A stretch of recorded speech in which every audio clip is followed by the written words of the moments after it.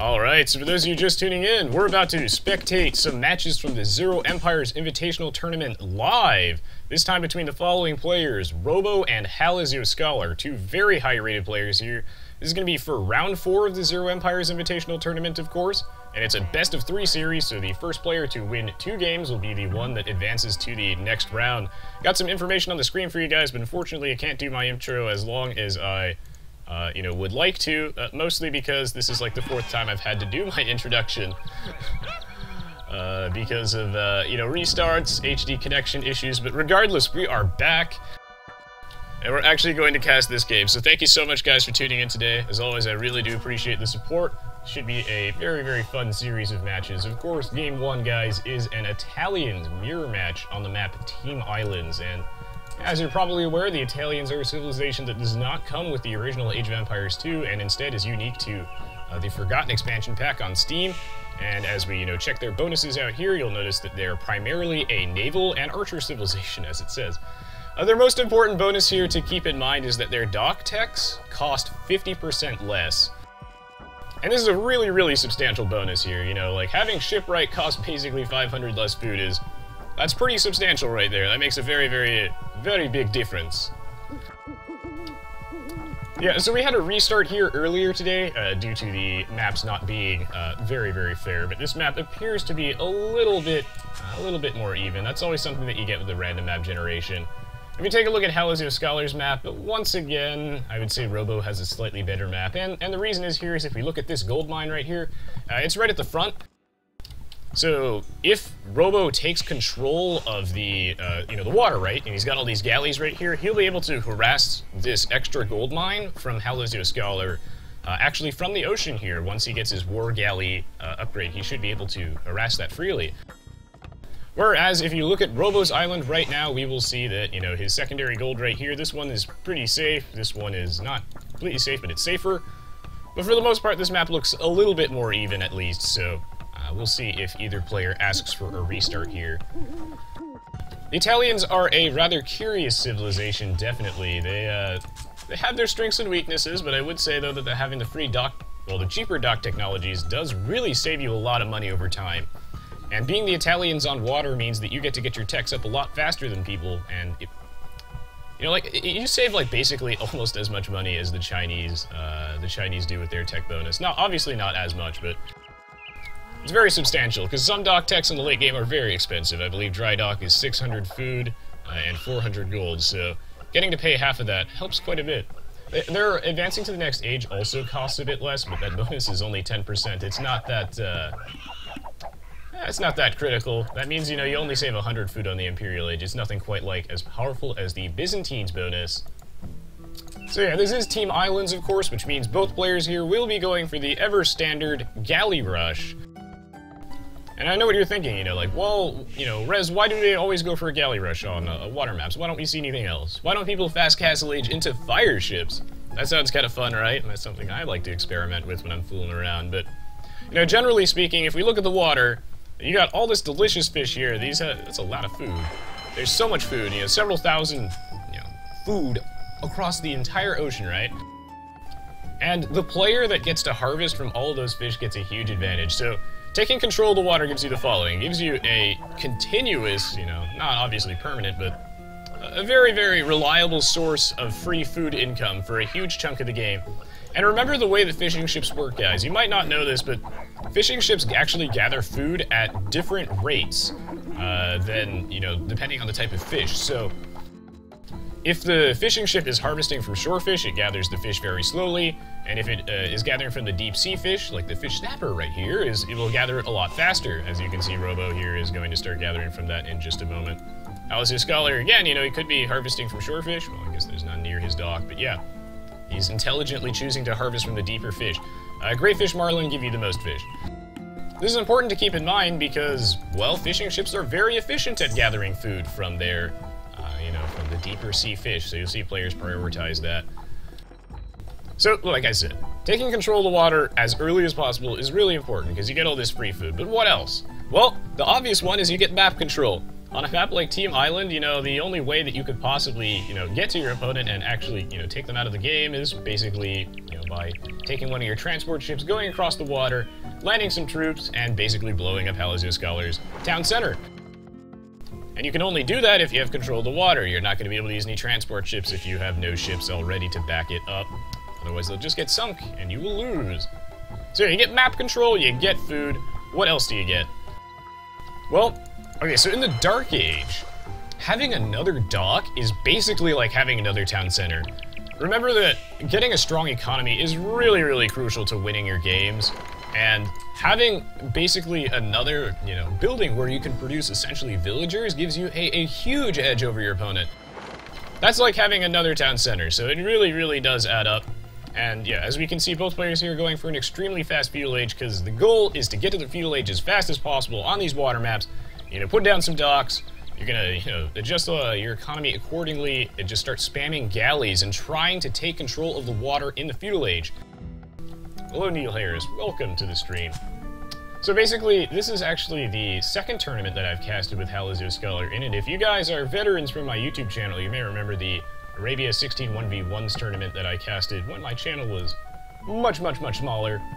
And I actually have a couple games with him already. Of course, if you are enjoying the tournament matches, I've casted plenty of other matches from the ZeroEmpires Invitational, and of course ZeroEmpires has done that as well on his channel.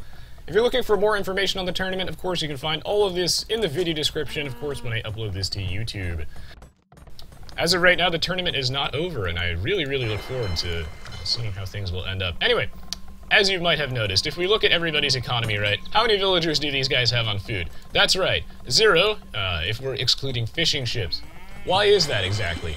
Remember that when you're going for a galley rush, remember what your goals are, and your economy should always fit with your goals. And in this case, the goal is to get out as many galleys as we can as fast as possible and just try and blitzkrieg our way through the water. And how much food do we need for that? Not that much. You'll see that, you know, Robo here has 4 fishing ships as well as Hallisyoscholar. Why? Because 4 fishing ships is, you know, the exact amount of fishing ships that you need to have a continuous source of food income, just enough to continuously produce villagers and still stockpile a little bit of food for technologies like double bit axe, fletching, very important ones. And I would love it if the finals would be a dual commentary between me and ZeroEmpires. It depends on scheduling. The time zones are definitely a factor here. Unfortunately, it looks like Robo here is going to get housed a little bit. That does actually matter. Hallisyoscholar slipping a galley actually past Robo, but, you know, like I mentioned earlier in my, you know, first attempt at casting this before the restart is, you know, there's a little bit of Australian ping going on here between the players, so galley micro can be a teeny bit difficult. But yeah, remember what I mentioned about the, you know, setting up your economy to meet your needs. In this case, you know, we don't need to be stockpiling several hundred food. We want to keep producing galleys, so you'll see that the players here have almost all of their villagers exclusively on wood and gold just for this purpose. And Hallisyoscholar here, he has a 1 galley advantage right now, and both players are going to do their best to micro these very carefully. The player that takes control of the water first is usually the one that comes out on top on these maps.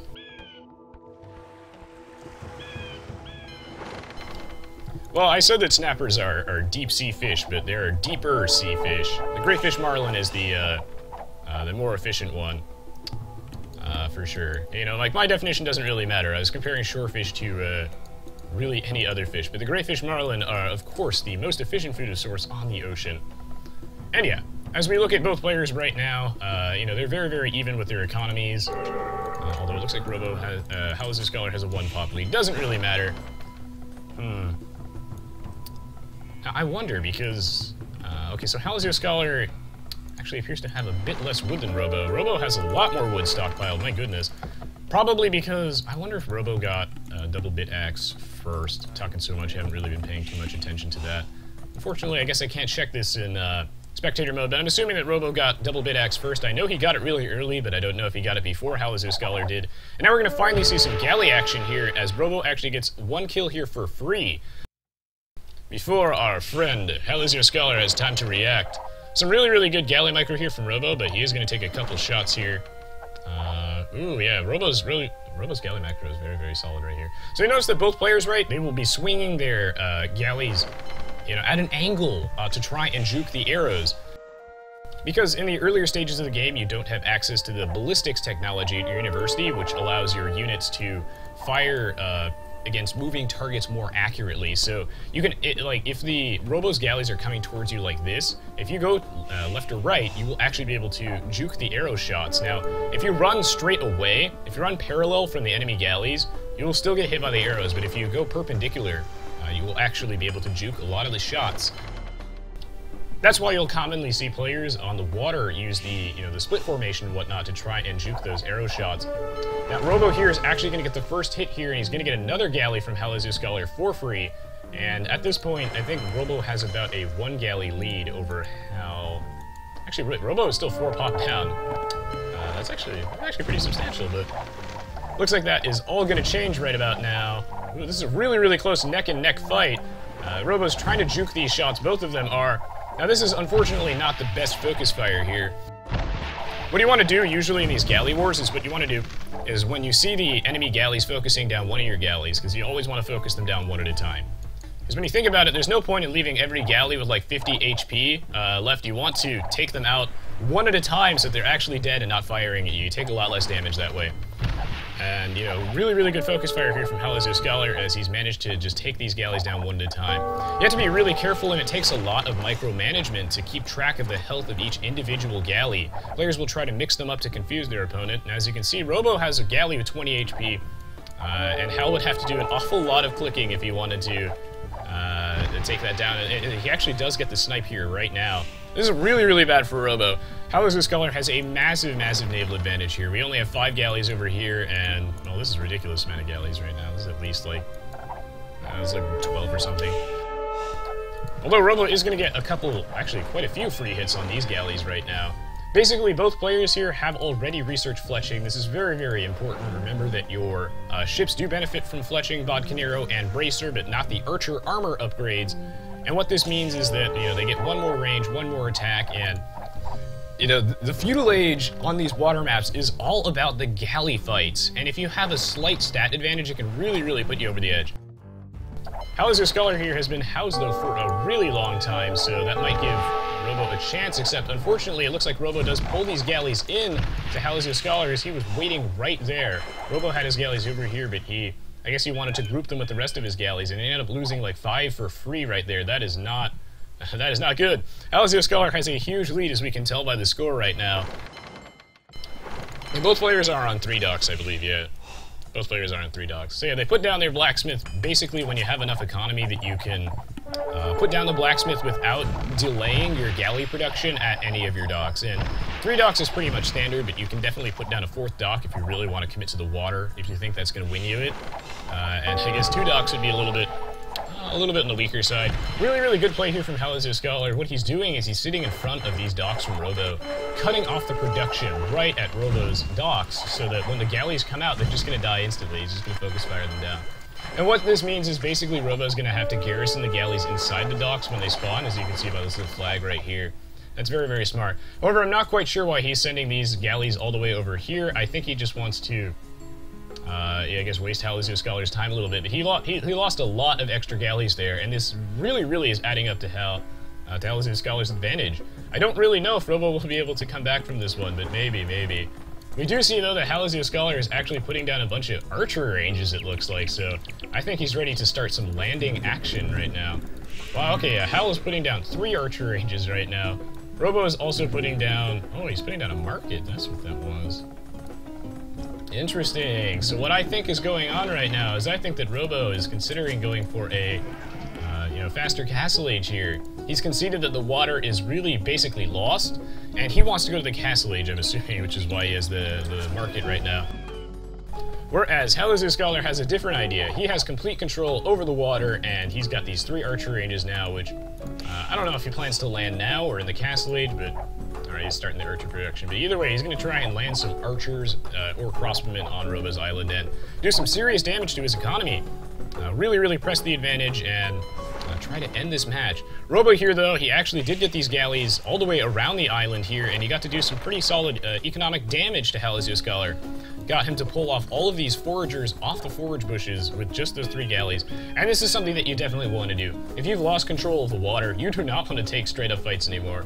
You want to avoid taking as much damage as possible, try and avoid your opponent, and just try and, you know, raid them non-stop, harass them with your galleys.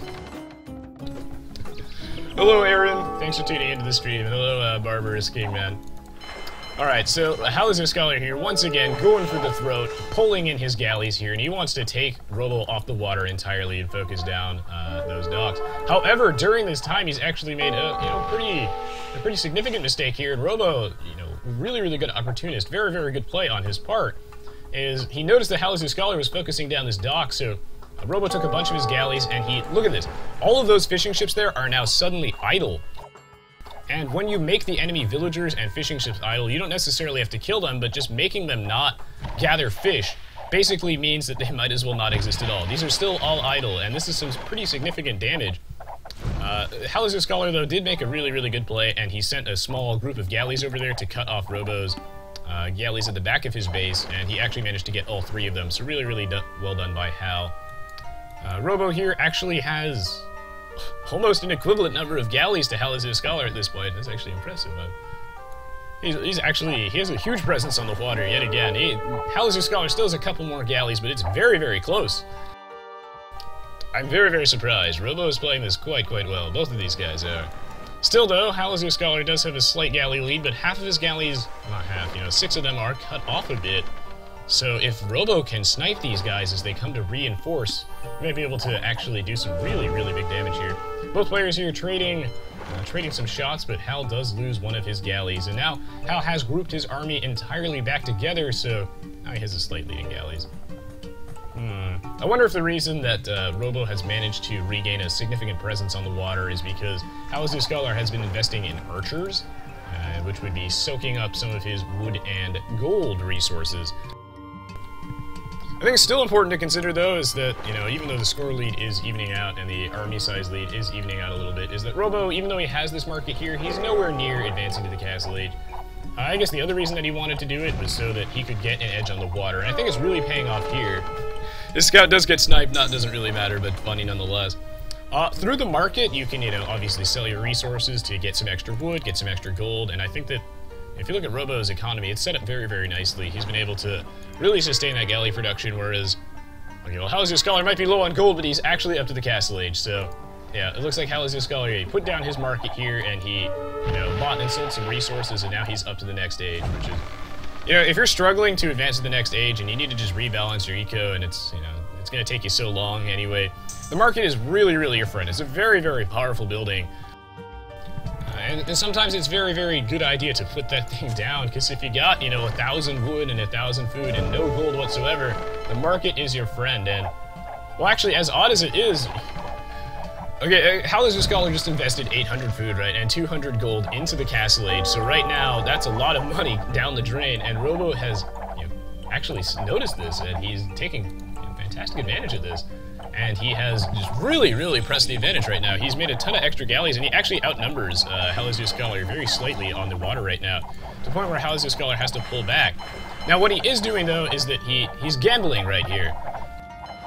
He blew all this money on his Castle Age time, and he's hoping that when he gets his War Galley and his Bodkinero upgrade, it'll make his ship strong enough that he'll be able to take on Robo. Except Hal actually makes a really big mistake here. This matters a lot. And he actually decided to research War Galley at the dock that was getting focus fired down by Robo, and he actually, not only did he lose the dock, but the War Galley upgrade got canceled, and he's going to lose another dock. Oh, this is really bad. Hallisyoscholar has to get this War Galley upgrade ASAP, and, you know, he's intelligently putting the War Galley upgrade in a full HP dock, so this time he'll actually be able to get it. He does have Bodkinero over Robo. This is substantial. The 1 extra range means he's gonna get the first shot off every time, and it will allow him to get some free galleys. And yes, now he finally gets the War Galley upgrade. Alright, this is when Robo is in deep trouble. Because Hallisyoscholar has an extra 15 HP, extra attack on his boats, and extra range. This is when Robo basically loses his entire army. I'm not actually 100% sure why he's taking this fight, and I guess he just, he recognizes that...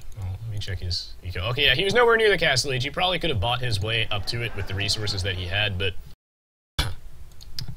he recognizes, though, that because Hallisyoscholar got to the Castle Age first, even though Robo had more guys, the tech advantage here is what won the game. So really, really good game for both players here. Robo has acknowledged that there's no way he can really defeat Hallisyoscholar's Navy, especially now that Hallisyoscholar has access to all sorts of other things. He can put down extra town centers now, as you can see he's already put down another one. He can get ballistics, so Robo can't juke his shots anymore, and he can also, even consider fire ships if he's crazy. Robo was floating a lot of resources at the very end. Perhaps he could have bought his way to the castle age, but either way, the fact that Hallisyoscholar got there first definitely gave him a big lead.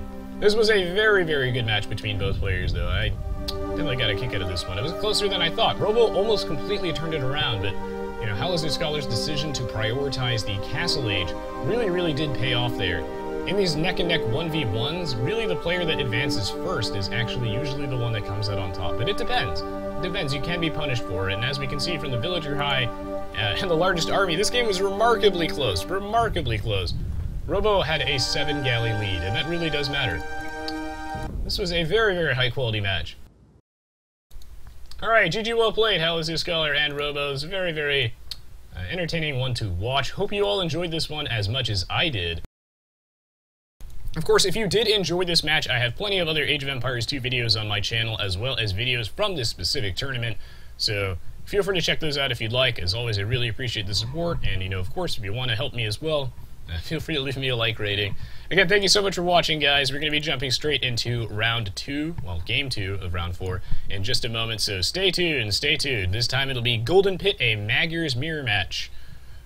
Should be a good game. So yeah, thank you guys as always, and we'll see you all in just a minute with the next match.